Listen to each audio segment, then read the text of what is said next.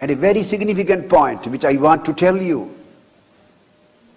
You know, some people think today, they say we want to follow the mazhab and the practice of those who are now living in Saudi Arabia and Makkah and Medina because Islam originated from there. Islam originated from there, but 1500 years before. Not from the hands of the present people.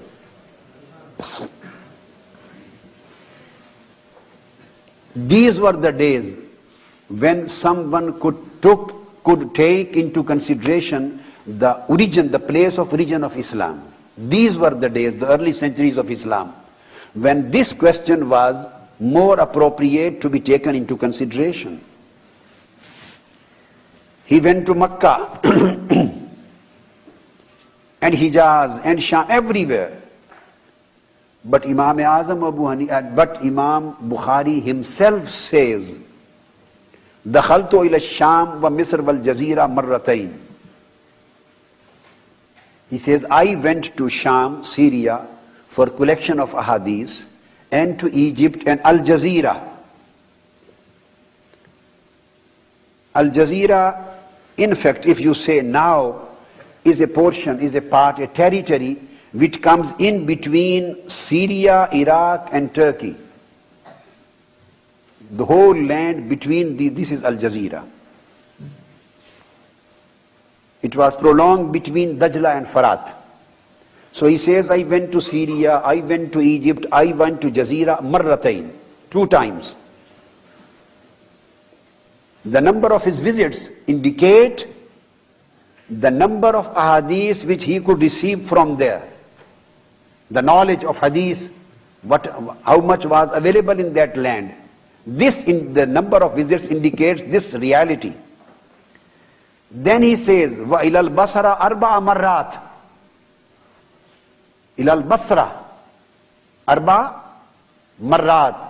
This is the place of Imam Hassan Basri. Imam Hassan al-Basri, the great Tabi'i, the student and disciple of Sayyidina Ali al-Murtada radiyallahu ta'ala anhu. And he is the Sheikh of Turuk as-Sufiyya.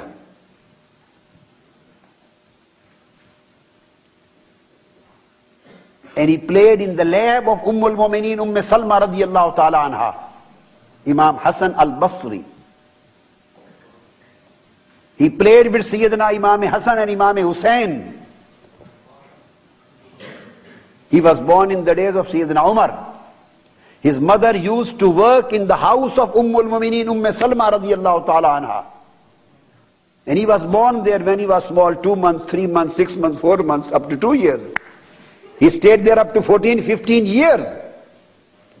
So he used to take him to the house of Holy Prophet sallallahu alaihi wasallam, to Ahlul Bayt, Baytun Nabuwwa, al-Mu'mineen Salma radiyallahu ta'ala anha. Whenever he cried, she took him in her lap. So he got brought up in the lap of al-Mu'mineen.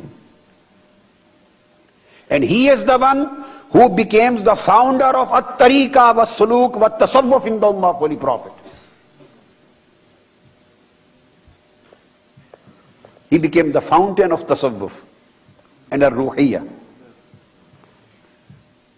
So, he says that I went to Basra 4 times.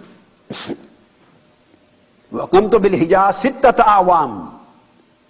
And I stayed in Hijaz. It means in Makkah Muazzama and Medina al-Munawwara 6 years. He stayed in Haramain for 6 years. And then very significant and noticeable remarks which he has given. Then he says, وَلَا أُحْصِي كَمْ دَخَلْتُ إِلَى الْكُوفَةِ وَبَغْدَادَ مَعَ الْمُحَدِّثِينَ. And this is countless, my visits to Baghdad and Kufa. The number of my visits is countless. I can't count how many times I visited Kufa and Baghdad.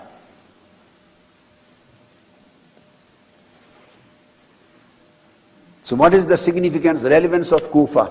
Kufa is the place of Imam Azam Abu Hanifa, where he was born. So Imam Bukhari goes countless times to Kufa and Baghdad to receive the ahadith from there. And the one Abu Hanifa who was born over there, who lived over there, right from 80 to 150 and died in Baghdad, Imam Bukhari says that my number of visits to Kufa and Baghdad is countless. He kept on going throughout my life again and again, repeatedly, to receive as much knowledge of hadith from these two cities as I could. And somebody thinks today that Imam Abu Hanifa, who was the man from Kufa and Baghdad, he couldn't receive so much knowledge of hadith from their city. He is going just to these two cities to receive the maximum knowledge of hadith over there. Why he went to Kufa? Let me tell this thing too, so many times. That Kufa had become the military army center and Kent army center of the companions and Sahaba and Islam in the days of Sayyidina Umar radiyallahu ta'ala anhu.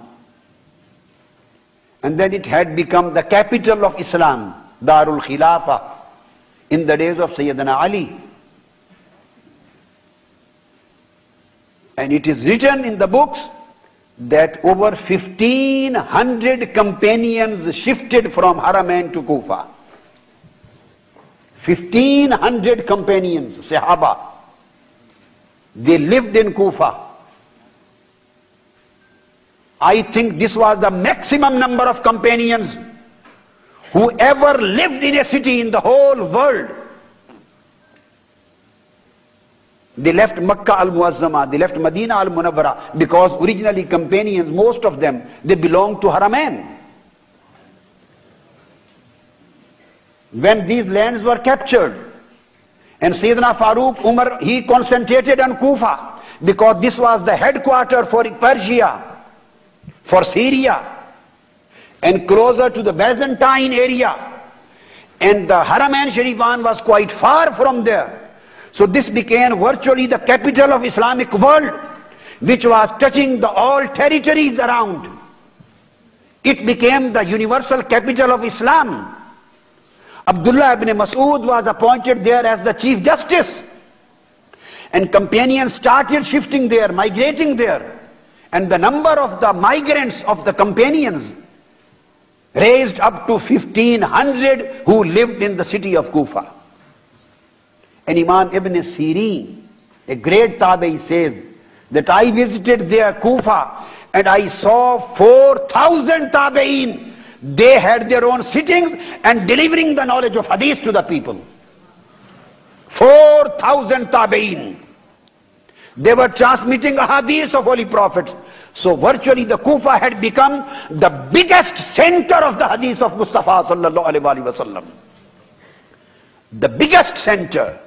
The largest gathering of Sahaba and Tabi'in and the scholars and authorities of hadith, they were found in Kufa. This was the place where Imam Abu Hanifa opened his eyes, where he was born. Where did he receive the knowledge of hadith from? And he compiled in the light of these ahadith al-fiqh al-Hanafi.